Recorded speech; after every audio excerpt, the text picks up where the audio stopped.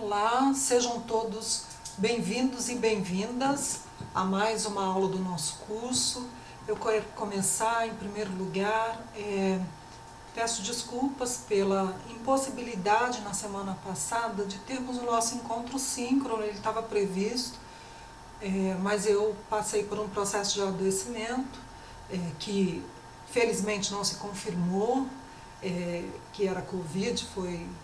algo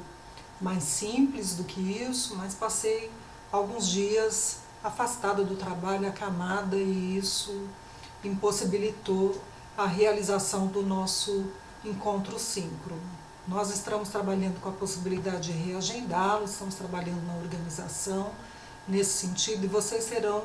todos avisados antecipadamente caso esse reagendamento venha a ocorrer. Eu também disponibilizei na plataforma, na semana passada, a primeira atividade valendo nota, com prazo até o dia 7/6, então um prazo bem longo para vocês fazerem. A minha recomendação é a recomendação costumeira de professor: não deixe para fazer na última hora, participe, faça o quanto antes, tire as dúvidas, tente encaminhar antes. Se houver algum problema técnico, a gente tem como assessorar, assistir vocês e atender, tirar qualquer dúvida, tentar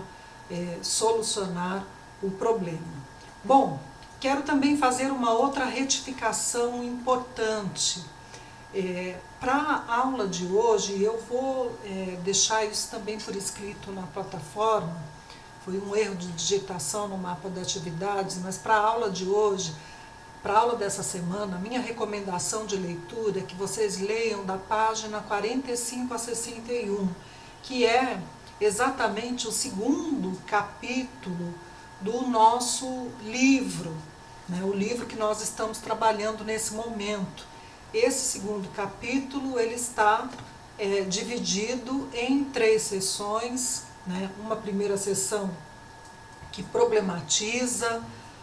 as questões da diferença de ser deficiente, uma segunda sessão que problematiza o enfoque biológico da deficiência e o enfoque social, e por fim, na sessão 3, a perspectiva sócio-histórica e a educação inclusiva. Pois bem, comecemos aqui a nossa discussão. A primeira questão importante apontada pelas nossas autoras é que as diferenças nos constituem a identidade dos diferentes sujeitos, que são seres históricos, cada um de nós, que constroem as suas próprias identidades a partir das relações que estabelecemos uns com os outros, E a construção das identidades individuais, ela se dá na interação, em primeiro lugar, com as pessoas que são responsáveis pelo cuidado mais direto daquela criança, mas também pelas demais instituições que compõem a nossa sociedade, dentre elas a escola, mas também as religiões, ou seja, os diferentes agrupamentos sociais,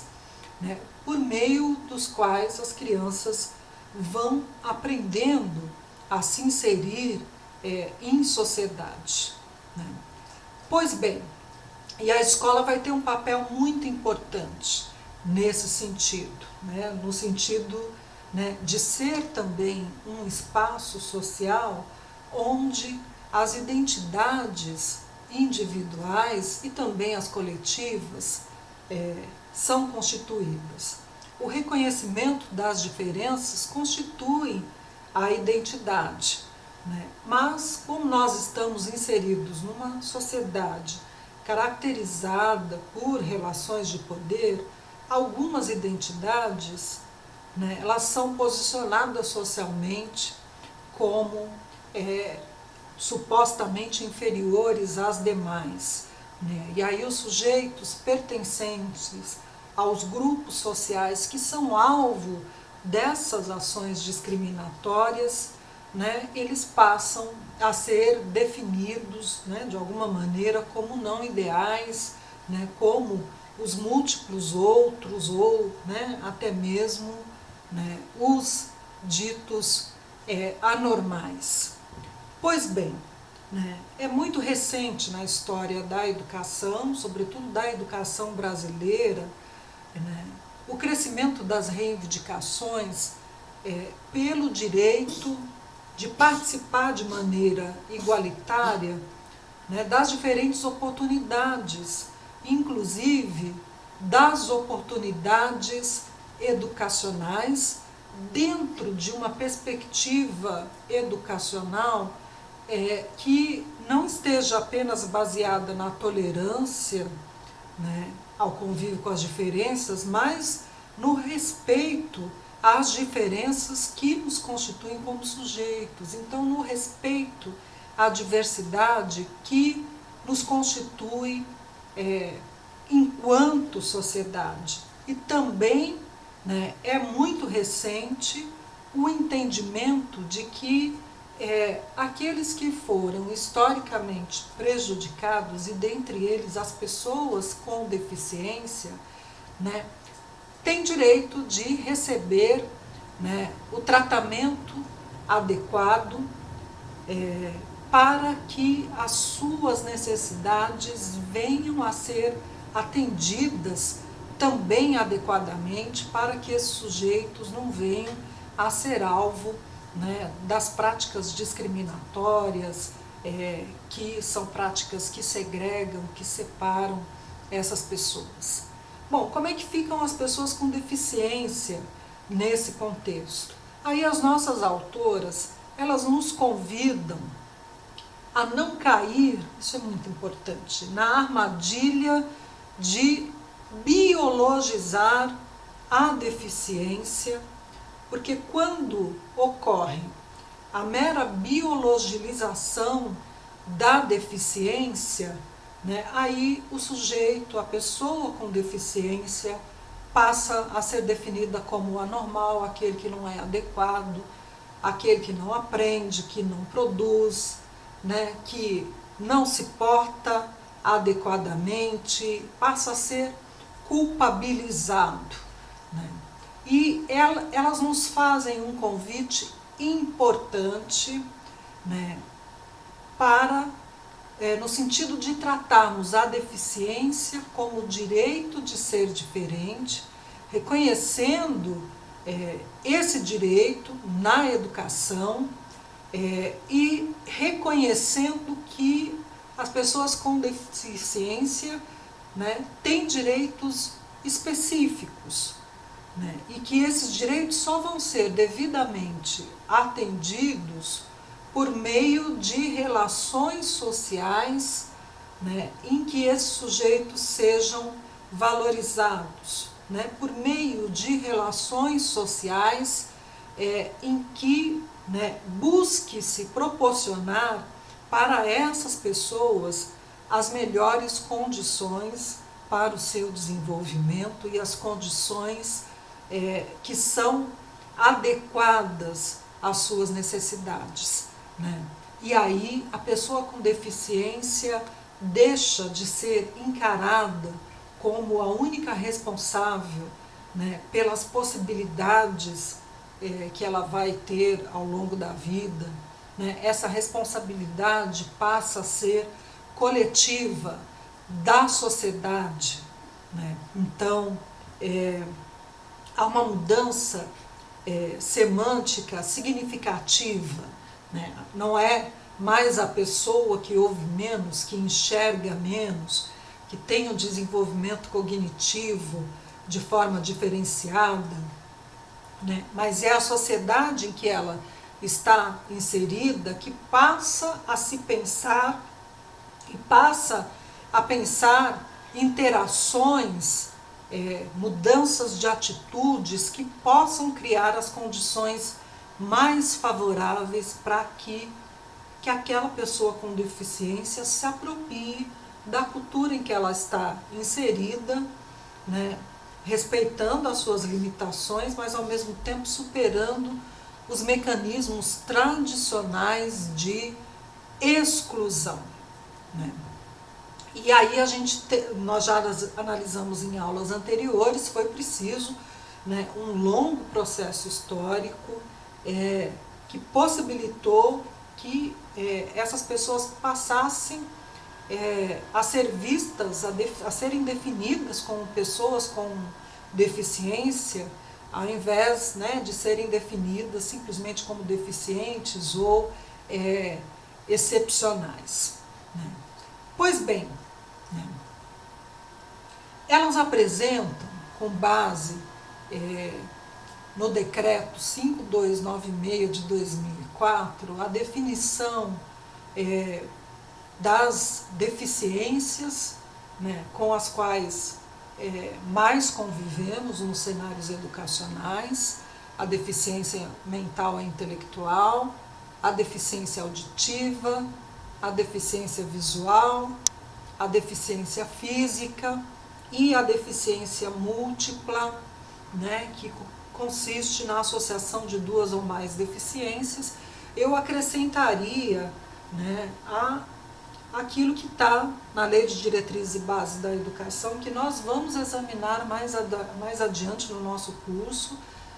mais detidamente, né, mas a Lei de Diretrizes e Bases da Educação Nacional, né, agora também reconhece os direitos das pessoas com deficiência de uma maneira mais ampla, para além, né, dessas deficiências que estão destacadas nesse decreto. Pois bem, né, para que essas pessoas sejam valorizadas por meio da educação, né, é preciso proporcionar nas escolas, né, as condições, né, para que elas tenham o seu desenvolvimento proximal, né, adaptado às suas próprias condições, para que elas possam, dessa maneira, desenvolver as suas potencialidades. Então, trata-se aqui de trabalhar, né, com um nível de desenvolvimento real, a partir, né, da produção das condições adequadas. Por fim, as nossas autoras nos convidam a pensar a deficiência a partir do enfoque social, à luz da teoria, né, do Vygotsky, que é amplamente conhecido na área da educação e da psicologia, né, para quem a deficiência é definida como uma construção histórica e social que se apresenta, portanto, de duas maneiras. Primeiro, a deficiência primária, que seria, né, o aspecto biológico da deficiência, e, né, por fim, a deficiência secundária, que seriam as consequências psicossociais, né, da deficiência, que tem a ver com as relações estabelecidas com e no meio social. Então, a depender das condições sociais da pessoa, a deficiência primária se converte em secundária, né? E, nesse sentido, né, Vygotsky nos chama a atenção para pensarmos criticamente uma sociedade que continua se definindo a partir, né, de padrões de normalidade que permitem associar às pessoas com deficiência, né, uma certa noção de defeito, de um déficit, de algo que faltaria a essas pessoas, né, e aí a elas seriam direcionadas meramente políticas de caráter compensatório, né. E aí elas vão trabalhar, né, à luz do diálogo com o Vygotsky, né, acerca das deficiências né, que tem relação direta com o cérebro, para demonstrar, né, a própria plasticidade do cérebro humano, que pode produzir alguma forma de compensação. Eu penso que o que nos interessa de maneira central é pensarmos as contribuições dessa perspectiva sócio-histórica para a promoção de uma verdadeira educação inclusiva, uma educação que venha a romper com o binômio normal e anormal, né? Que venha a superar o determinismo biológico que nos convida a pensar as deficiências, né, de forma biologizante e individualizante, né, e nos convida dessa maneira a pensar, né, numa escolarização que promova, né, o desenvolvimento das crianças, criando as chamadas zonas de desenvolvimento proximal, ou seja, a partir do desenvolvimento real, do possível, né? E nesse sentido, o conceito de inclusão, ele, né, é da maior importância, né? O conceito de inclusão está relacionado à condição de pertencer, de fazer parte, de não ser excluído de algo, né? E para isso é preciso romper, tanto em termos de políticas públicas, mas também por meio das práticas, e dentre elas as práticas pedagógicas, com os binômios normal, anormal, superior, inferior, né? E assim por adiante, né? É só nessas condições que uma sociedade pode se adaptar para atender às necessidades desses sujeitos de direitos, né, para que eles possam, né, exercer plenamente a sua cidadania. Nesse sentido, considerando as contribuições de Vygotsky, pensar a inclusão significa entender a inclusão como um processo que é fruto de relações sociais, né? E que no âmbito da escola vai ser fruto das relações sociais vivenciadas na escola, né? É muito recente, né, a ideia da promoção de uma educação que seja de fato inclusiva, né? Nós já analisamos isso historicamente, né, trabalhando com as primeiras partes desse livro, né? Para que a educação inclusiva se efetive, é preciso, antes de tudo, como salientam as nossas autoras, construir uma cultura inclusiva, né, baseada em políticas e práticas pedagógicas inclusivas, né, que permitam, conforme apontam as nossas autoras, o desenvolvimento de todos os alunos, né, de suas potencialidades, a participação ativa e autônoma de todos, a construção das reflexões críticas de si, do mundo, a convivência com a diferença e o respeito às múltiplas diferenças que nos constituem, a promoção da acessibilidade, né, removendo as barreiras para a apropriação do conhecimento e a busca por diferentes formas de ensinar e aprender. Bom, dito isso, né, a semana que vem nós vamos tratar especificamente, né, das questões relacionadas aos recursos que podem ser utilizados para produzir, né, a remoção dessas barreiras, um processo de apropriação do conhecimento, né, e que possam proporcionar essas múltiplas formas de ensinar e aprender. Ficamos por aqui, né, nos encontramos na semana que vem. Eu fico à disposição para esclarecer qualquer dúvida de vocês, sobretudo em relação à atividade 1. Um grande abraço a todos.